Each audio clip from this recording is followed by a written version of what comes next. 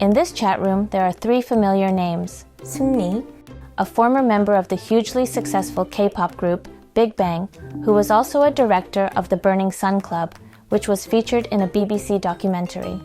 And there's a Jung Joon-young, a popular singer-songwriter, and Choi Jong-hoon, a former member of the band FT Island.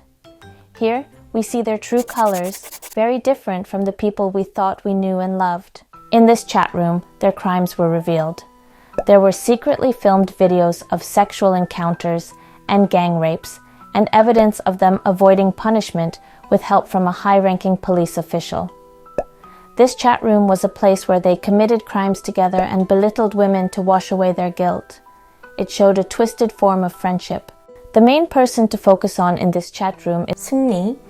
He seemed to take on the role of a leader, with connections to the police and foreign investors.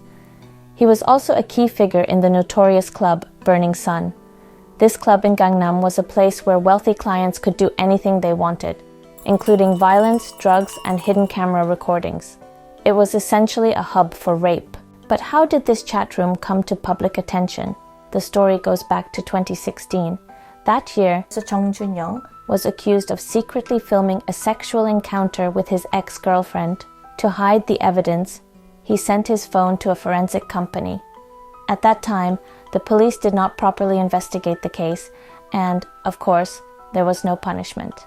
Jung Joon-young returned to his broadcasting career, and it seemed like everything was over.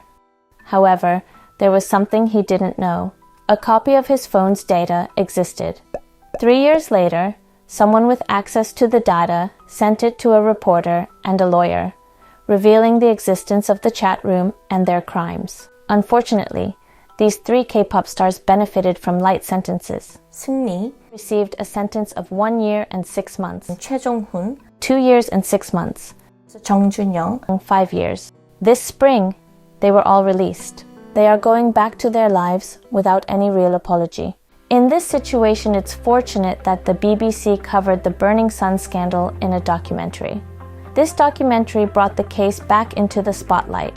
Koreans are not only outraged by the short sentences, but also thankful to the journalists who worked hard to uncover the truth, and to the late Gu Hara, who played a crucial role in exposing the ties with the police.